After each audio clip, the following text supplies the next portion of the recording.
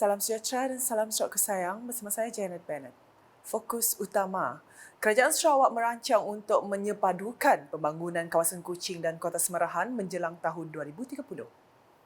Premier Sarawak Datuk Petinggi Tan Sri Dr. Abang Abdul Rahman Zuhari, Tun Datuk Abang Openg berkata, selaras dengan strategi pembangunan pasca COVID-19 PCDS 2030, ia merupakan gerak langkah pertama kerajaan untuk menjadikan Jalan Wan Alwi sebagai pusat penghubung di antara Kuching dan Kota Semerahan. Jadi saya dengan rakan-rakan saya dari sudut perancangan, kita hendak melihat bagaimana contribution pembangunan ini ke arah traffic flow. Yang ini supaya tidak ada congestion dan pihak developer Vivacity mereka juga telah mengambil keputusan mengambil alih beberapa bidang tanah di sini untuk meluaskan jalan menuju ke Vivacity. Dan kedua, kawasan ini akan kita hubungkan dengan stesen ART supaya masyarakat pun boleh menggunakan another option melalui public transport untuk menuju ke arah Vivacity. Beliau berkata demikian dalam sidang media selepas mengadakan lawatan ke Imperial Soho Vivacity di Kuching pada Sabtu. Tambah Datuk Petinggi Tan Sri Abang Zuhari, kawasan Jalan Wan Alwi turut akan dijadikan satu kawasan satelit kepada pembangunan dan dijadikan sebagai Special Development Area. Dan juga kawasan perumahan akan dibangunkan menjurus ke kawasan Semerahan. Jadi Kuching by 2030 will be integrated with Semerahan by 2030. Dan ini akan menjadi satu kawasan yang membangun dan juga kawasan apa disebut sebagai development area di mana 2MH Malaysia My Second Home akan menjadi satu industri. Orang luar boleh membeli properti di sini di bawah undang-undang kita, iaitu di bawah undang-undang Malaysia Second Home dan juga kawasan declared as a development area, special development area. Ini akan memberi peluang kepada pelaburan yang datang di sini dan ia akan meningkat purchasing power. Terdahulu pada pagi Sabtu, Premier Sarawak memeriahkan Majlis Rumah Terbuka Gawai Dayak Timbalan Menteri Pelancongan, Industri Kreatif dan Seni Persembahan Sarawak, Datuk Snowden Lawan di kediamannya di Kuching. Ketibaan Datuk Petinggi Tan Sri Abang Zuhari pada jam 10.40 pagi disambut mesra oleh Datuk Snowden serta isteri Datin Melinda Claudia dan keluarga mereka dengan diiringi persembahan tarian ngajat daripada RNR Borneo Culture. Sementara itu, para pengunjung yang terdiri daripada jemputan berbilang kaum turut dimeriahkan dengan persembahan daripada kumpulan penyanyi tempatan. Turut hadir ialah Speaker Dewan Undangan Negeri Dun Sarawak Tan Sri Dato' Amar Muhammad Asfia Wang Nasar, Menteri Pelancongan Industri Kreatif dan Seni Persembahan Sarawak Datuk Sri Abdul Karim Rahman Hamzah serta div-div kehormat lain. Dalam pada itu, kerajaan terus memberi tumpuan terhadap pembangunan infrastruktur di Kapit dalam usaha memastikan bahagian itu terus membangun seiring dengan kawasan lain di Sarawak. Menteri Kejaraya merangkap Ahli Parlimen Kapit Datuk Sri Alexander Natalinggi berkata, ketika ini fokus banyak diberikan terhadap pembinaan jalan-jalan yang menghubungkan kampung serta rumah panjang ke bandar.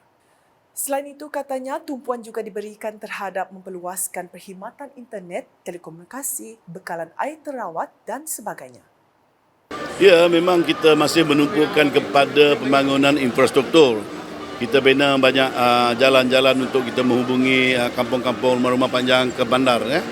Jadi selain itu memang diteruskan juga usaha untuk memperluaskan liputan internet, perkhidmatan komunikasi dan juga bekalan air terawat dan sebagainya. Tapi selain daripada pembangunan fizikal, infrastruktur, kita juga tidak mahu meninggalkan pembangunan minda, mindset.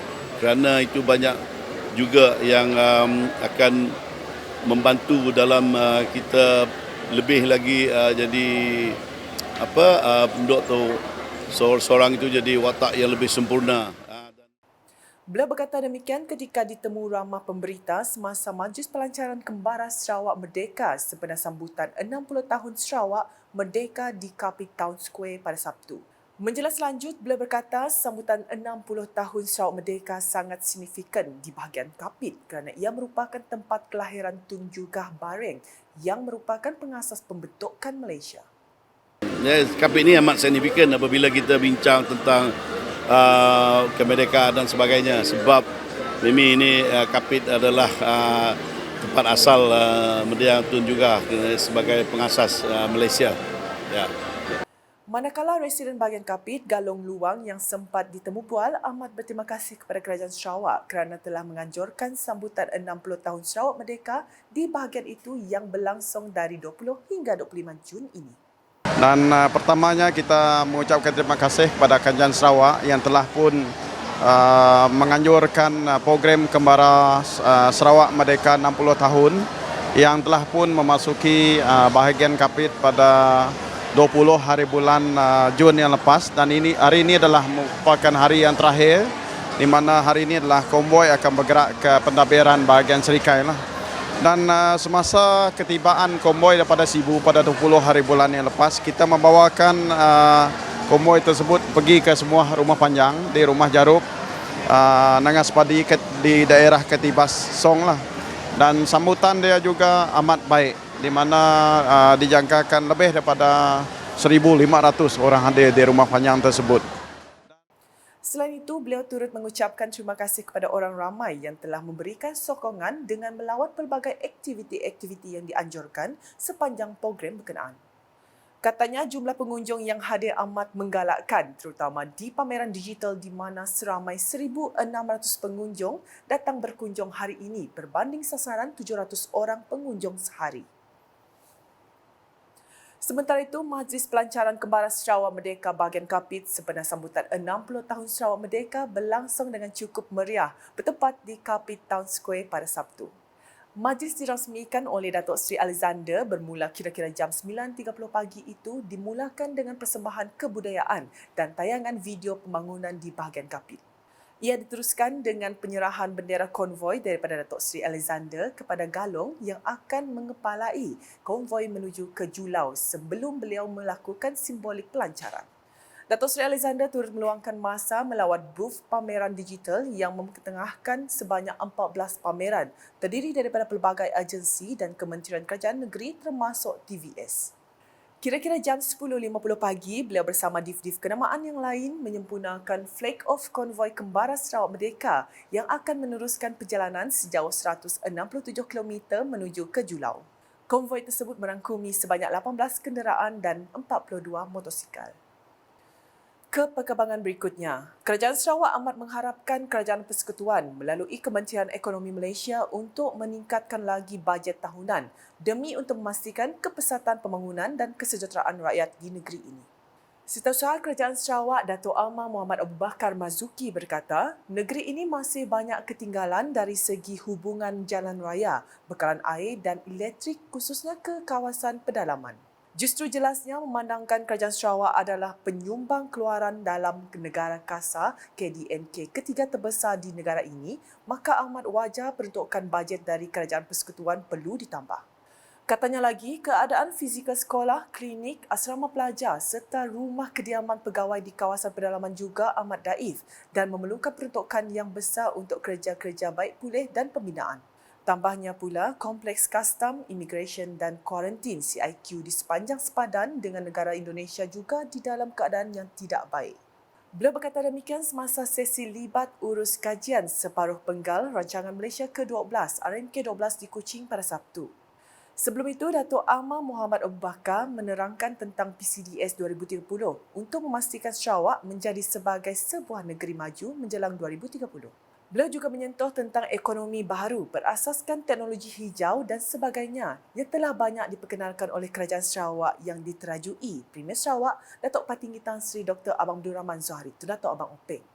Selepas itu, Dato' Amar Muhammad Abu Bakar turut serta dalam sesi dialog bersama Menteri Ekonomi Muhammad Rafizi Ramli dan timbalannya Dato' Hanifah Hajar Taib serta dif-dif kehormat lain termasuk ketua-ketua jabatan dari Kerajaan Sarawak dan Kerajaan Persekutuan.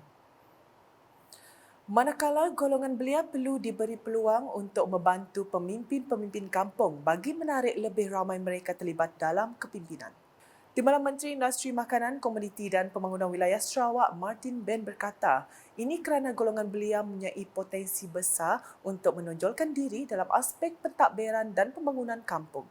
Beliau berkata demikian semasa Majlis Nyera dan Nisan Bunos Gawai 2023 Kampung Bunan Puno, Keduk di Serian pada Jumaat. Beliau juga ahli Dewan Undangan Negeri Adun Keduk memberitahu kerajaan telah memperuntukkan lebih RM1 juta bagi melaksanakan pelbagai projek dan kemudahan di Kampung Bunan Puno. Tambahnya, terdapat sebanyak 68 buah kampung di kawasan Keduk turut sama menerima peruntukan pembangunan daripada kerajaan bagi melaksanakan pelbagai projek. Selanjutnya, konsep do the right thing adalah penting kerana ia merangkumi sifat-sifat menyeluruh seseorang individu atau sesebuah organisasi berdasarkan nilai-nilai murni sejagat termasuk aspek accountability. Justru untuk melangkah ke masa depan yang lebih cemerlang, negara seharusnya bijak mengurus kejayaan, mempunyai masyarakat beretika dan kaki tangan yang amanah serta berintegriti. Timbalan Menteri di Jabatan Premier Sarawak, Integriti dan Ombudsman Datuk Mursyid Diranja Dr. Juanda Jaya berkata, adalah penting untuk penjawat awam memahami dan mengaplikasi konsep ini di dalam diri masing-masing. Menurutnya adalah menjadi harapan kerajaan untuk penjawat awam memahami kepentingan pembudayaan integriti dan anti rasuah terhadap diri, keluarga, organisasi, masyarakat dan negara selain memahami peranan dan tanggungjawab sebagai pekerja yang berintegriti dan juga mengaplikasikan konsep do the right thing dalam menjalankan tugas yang diamanahkan. Beliau berkata demikian semasa merasmikan program Do the Right Thing Siri 1 2023 di Kuching pada Khamis. Tambah beliau, Kerajaan Sarawak akan terus mempergiatkan lagi usaha untuk membudayakan integriti di semua peringkat penjawat awam di Sarawak melalui pelbagai program.